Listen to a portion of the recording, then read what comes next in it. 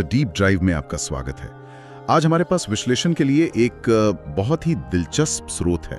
ये कोई research paper या आर्टिकल नहीं, बल्कि बेसमेंट स्टूडियो नाम के एक यूट्यूब चैनल के वीडियो की स्क्रिप्ट है। और ये अपने आप में ही एक केस स्टडी है ना। एक कंटेंट क्रिएटर कैसे अपने दर्शकों से जुड़ता है, कैसे अपनी बात रखता है, मतलब सब कुछ इस स्क्रिप्ट में सामने आ जाता है। बिल्कुल। और आज हमारा मिशन इसी स्क्रिप्ट को डिकोड करना है।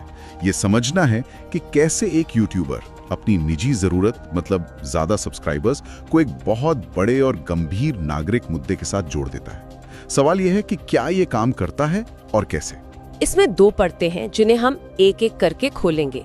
पहली है एक यूट्यूबर का अपने चैनल को कह सकते हैं बचाने का संघर्ष, और दूसरी है एक बेहद उलझी हुई नागरिक प्रक्रिया जिसे स्क्रिप्ट में सायर प्रक्रिया कहा गया है, और उसे लोगों को परेशान करने का एक तरीका बताया गया है। चलिए तो फिर इस पहेली को सुलझाते हैं। स्क्रिप्ट की शुरुआत में ही एक लाइन है जिसने मुझे चौंका दिया। राजनीति या किसी बड़े मुद्दे पर जाने से पहले क्रिएटर सीधे कहता है, ये वीडियो आपके और मेरे बारे में है। आपको क्या लगता है, ये सिर्फ एक हुक है या कुछ और? देखिए, पहली नजर में तो ये एक क्लासिक यूट्यूबर पैंतरा लगता है, दर्शकों का ध्यान खींचने का एक तरीका।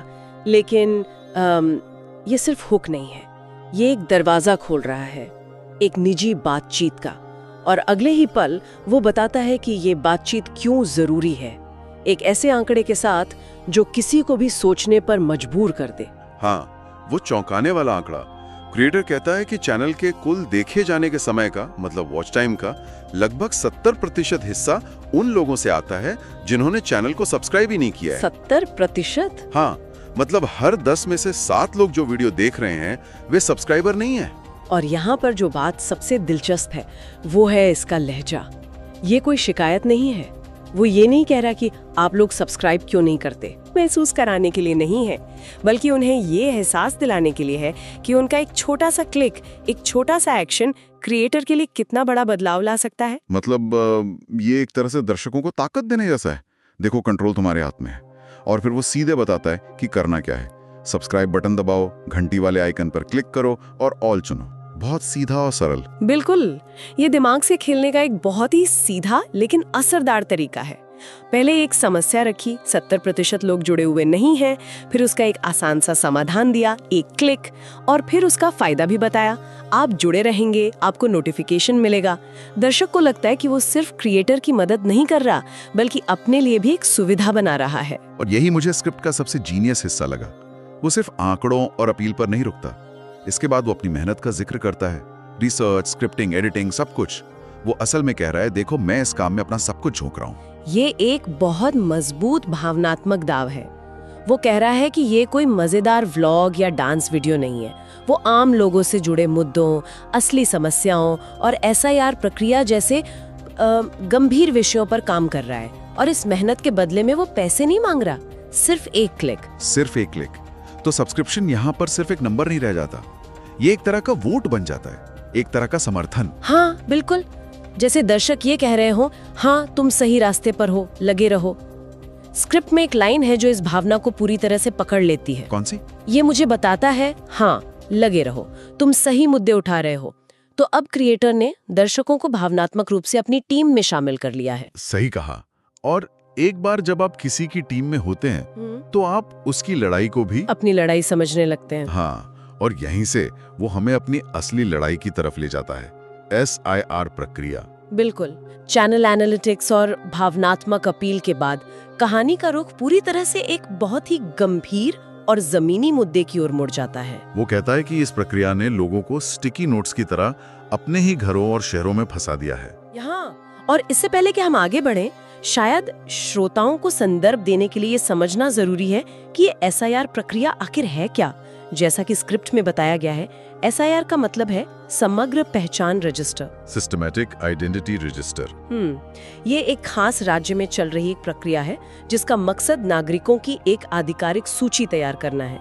लेकिन जैसा कि स्क्रिप्ट बताती है, ये प्रक्रिया अपने आप में ही लोगों के लिए एक बड़ी समस्या और तनाव का कारण बन गई है। तनाव को हवा में नहीं छोड़ती, वो इसके लिए ठोस वजह बताती है।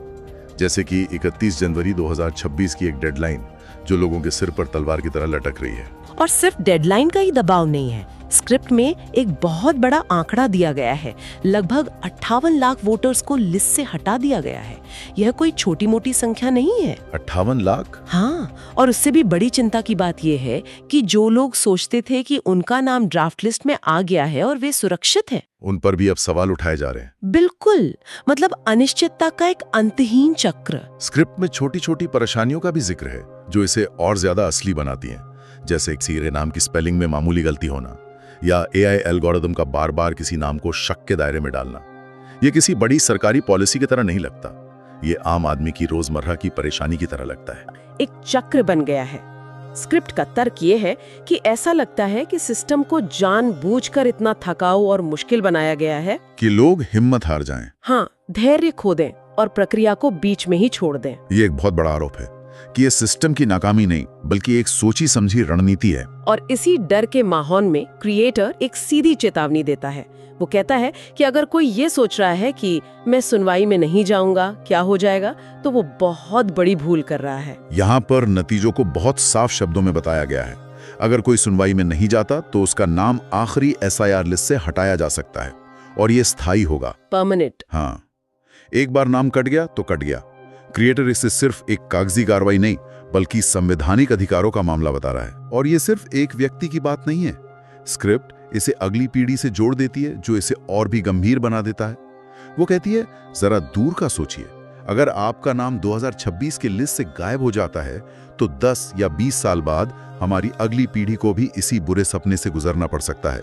ये सीधे सीधे लोगों के अस्तित्व और भविष्य पर चोट करता है। और फिर वो लाइन आती है जो इस पूरे हिस्से का सार है। निराशा एक रणनीति का हिस्सा है।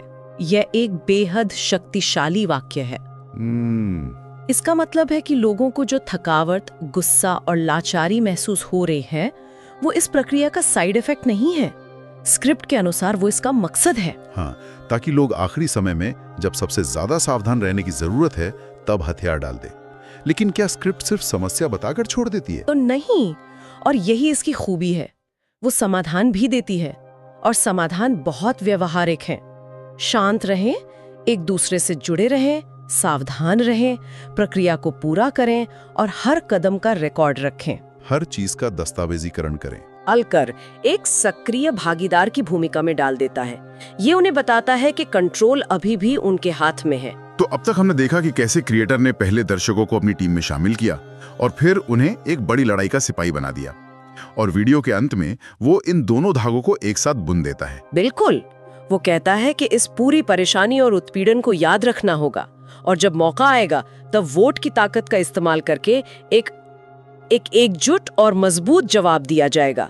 ये लोकतंत्र में सीधी भागीदारी का आह्वान है। लेकिन यहाँ असली जादू होता है। इस बड़े नागरिक आह्वान के ठीक बाद वो तुरंत अपनी पहली अपील पर वापस लौट आता है। इस वीडियो को लाइक करें, चैनल को सब्सक्राइब करें और बेल आइकॉन दबाएं। और यही इस स्क्रिप्ट का असली कमाल है। ये सिर्फ प्लीज सब्सक्राइब करें नहीं है, ये है अगर आप इस लड़ाई को जिंदा रखना चाहते हैं तो ये चैनल जिंदा रहना चाहिए। क्रिएटर ने अपने सर्वाइवल को एक बड़े मुद्दे के सर्वाइवल से जोड़ दिया है। ये बहुत ही चालाकी से की गई भावनात्मक इंजीनियरिंग है। तो अब सब्सक्रिप्शन का मतलब बदल गया है।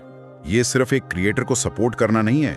स्क्रिप्ट के अनुसार ये आत्मविश्वास का, प्रेरणा का और सही समय पर सही मुद्दा उठाने की ताकत का प्रतीक बन गया है। सही कहा, एक सब्सक्रिप्शन अब सिर्फ एक क्लिक नहीं है, ये एक तरह की राजनैतिक कार्रवाई बन गया है।